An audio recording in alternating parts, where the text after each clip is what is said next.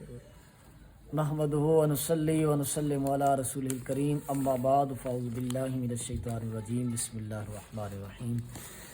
درس بہار شریعت درس نمبر 4 ایمان و کفر کا بیان ہم پڑھ رہے تھے اور چند عقائد میں نے آپ کے سامنے اور چند اصول بیان کیے تھے کہ ضروریات دین کا منکر ایمان سے خارج ہے، اور آگے جو ہم نے پڑھنا ہے فرماتے ہیں جی عمل جوارح داخل ایمان نہیں۔ جوارح کہتے ہیں اعضاء کو، اعضاء کا عمل جو ہے یہ داخل ایمان نہیں ہے، البتہ بعض اعمال، یعنی کہ وہی بات بتا رہے ہیں جو پیچھے ہم بار بار بیان کر چکے ہیں کہ اعضاء کا فعل، اعضاء کا کوئی کام کرنا، اعضاء سے کوئی کام کرنا، اس پر کفر و ایمان کی بنیاد نہیں ہے۔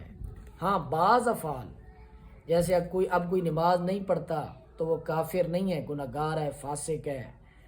کوئی حرام کام کرتا ہے، کافر نہیں ہے، گناہ گار ہے، ٹھیک ہے۔ تو اعمال پر، افعال پر، عمل جوارح پر کفر و ایمان کی بنیاد نہیں ہے۔ البتہ بعض اعمال جو قطعاً منافی ایمان ہوں ان کے مرتکب کو کافر کہا جائے گا۔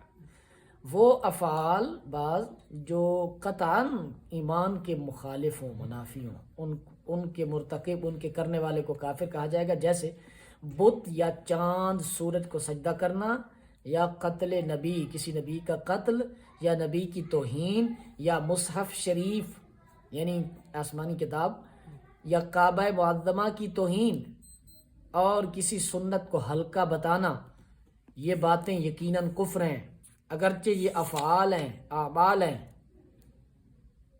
یہ عقائد نہیں ہیں، اعمال ہیں، اس کے باوجود بھی یہ ایسے اعمال ہیں کہ جن کا کرنے والا دائرہ ایمان سے خارج ہو جائے گا۔ اس کے بعد فرماتے ہیں جی یوں ہی بعض اعمال کفر کی علامت ہیں، بعض اعمال ایسے ہوتے ہیں جو کفر کی علامت ہوتے ہیں، جیسے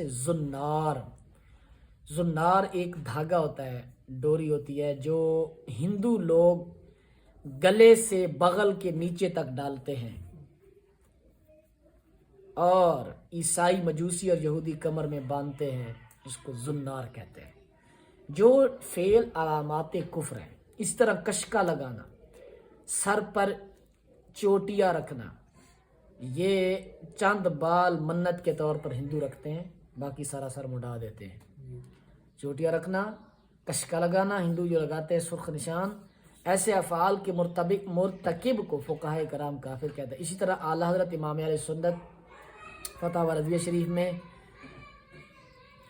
دروازہ بند کر دیں، اعلیٰ حضرت فتاوی رضویہ شریف میں، اور مفتی احمد یار خان نعیمی شرح مشکات شریف کی شرح میں بھی، اور اپنی کتاب جو ہے اسلامی زندگی اس کے اندر بھی فرماتے ہیں ایسے اعمال یقیناً کفر ہیں۔ اور انہوں نے ایک اور چیز بھی اعلیٰ حضرت نے اور مفتی احمد یار خان نعیمی اضافت لکھی ہے، انگریزی وضع کی ہیٹ پہننا، گول ٹوپی جو انگریز پہنتے ہیں چاروں طرف جس کے چھجا ہوتا ہے، اعلیٰ حضرت فرماتے ہیں یہ بھی پہننا کفر ہے۔ ایسے افعال کے مرتکب کو فقہائے کرام کافر کہتے ہیں۔ تو جب ان اعمال سے کفر لازم آتا ہے تو ان کے مرتکب کو از سر نو اسلام لانے اور اس کے بعد اپنی عورت سے تجدید نکاح کا حکم دیا جائے گا۔ یعنی اگر کسی ایسا فعل کیا، کشکا لگایا، زنار باندھی، سر پر چوٹیاں رکھی، ٹھیک ہے، ان کے کوئی مذہبی تہوار منایا، دائرہ اسلام سے خارج ہے، کلمہ دوبارہ پڑھے، اور اپنی بیوی سے نکاح دوبارہ کر، نکاح بھی ٹوٹ گیا، بیعت بھی ٹوٹ گئی، ختم ہو گئی، اور اسلام سے بھی نکل گیا، تینوں کام دوبارہ کرنے پڑیں گے۔ آگے فرماتے ہیں جی عقیدہ نمبر 3، جس چیز کی حلت نص قطعی سے ثابت ہو، حلت معنی حلال ہونا، نص قطعی یعنی قرآن یا حدیث سے ثابت ہو، اس کو حرام کہنا، اور جس کی حرمت یعنی حرام ہونا یقینی ہو اسے حلال بتانا کفر ہے۔ یعنی جو حرام کو حلال، حلال کو حرام کہے، ایسا حلال جو رس قطعی سے ثابت ہے، ایسا حرام جو رس قطعی سے ثابت ہے، الٹ پتہ ہے کافر ہے۔ جبکہ یہ حکم ضروریات دین سے ہو، بشرطے کہ وہ حکم ضروریات دین سے ہو۔ ضروریات دین کی آپ کو تعریف بتائی تھی۔ یا منکر اس حکم قطعی سے آگاہ ہو، بھئی منکر جانتا بھی ہو کہ یہ شخص اسلام میں، یہ چیز اسلام میں حرام ہے یا یہ چیز اسلام میں حلال ہے، اس کے باوجود اس کا الٹ بتائے، وہ دائرہ اسلام سے خارج ہے۔ اصول عقائد میں تقلید جائز نہیں، یہ مسئلہ تھوڑا سا گہرا ہے۔ عقائد کے اصولوں میں تقلید جائز نہیں، بلکہ جو بات ہو یقین قطعی سے ہو، یعنی کہ عقائد کے اندر کوئی یہ نہیں کہے گا کہ میں اللہ کو ایک اس وجہ سے مانتا ہوں کہ امام اعظم نے کہا ہے، نہ، اللہ کو ایک اس وجہ سے مانتا ہوں کہ قرآن میں رب الجلال نے فرمایا ہے، اس کو دلائل شرعیہ سے، نصوص قطعیہ سے اس کو ایک مانتے ہیں، نصوص قطعیہ سے امام الانبیاء کو خاتم النبیین مانتے ہیں، امام اعظم حنیفہ کے کہنے سے نہیں۔ تقلید جو ہے، تقلید عقائد کے اندر اصول عقائد کے اندر تقلید نہیں ہوتی، خواہ وہ یقین کسی طرح بھی حاصل ہو، اس کے حصول میں بالخصوص علم استدلالی کی حاجت نہیں۔ علم استدلالی کہتے ہیں جو دلائل سے علم ثابت ہو، اصول عقائد کے اندر علم استدلالی کی حاجت نہیں ہوتی۔ ہاں بعض فروع عقائد میں تقلید ہو سکتی ہے، یعنی کہ فروع مسائل کے اندر بھی دو چیزیں ہیں، ایک اصول اور ایک فروع، اور عقائد کے اندر بھی دو چیزیں، اصول اور فروع۔ اسی طرح ہم امام اعظم ابو حنیفہ کے مقلد ہیں اور امام یوسف بھی مقلد ہیں۔ امام یوسف جو ہیں وہ اصول کے اندر مقلد ہیں اور فروع کے اندر مقلد نہیں۔ ہم امام اعظم حنیفہ کے اصول و فروع میں مقلد ہیں۔ اور عقائد کا جو معاملہ ہے، عقائد کے معاملے میں فروع عقائد کے اندر تقلید ہو سکتی ہے، فروع عقائد کے اندر تقلید ہو سکتی ہے، اصول عقائد کے اندر تقلید نہیں ہو سکتی۔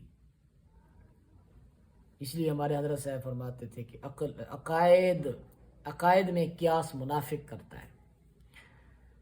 اسی بنا پر خود اہل سنت میں دو گروہ ہیں، ماتریدیہ کہ امام عالم الہدا حضرت ابو منصور ماتریدی رضی اللہ عنہ کے متبع ہوئے، اور اشاعرہ کہ حضرت امام شیخ ابو الحسن اشعری رحمہ اللہ تعالیٰ کے تابع ہیں۔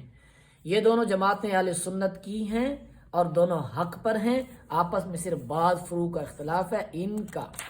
ان کا اختلاف حنفی شافعی کا سا ہے کہ دونوں اہل حق ہیں، کوئی کسی کی تضلیل و تفسیق نہیں کرتا۔ تفسیق یعنی فاسق قرار دینا، تضلیل یعنی اس کو گمراہ قرار دینا۔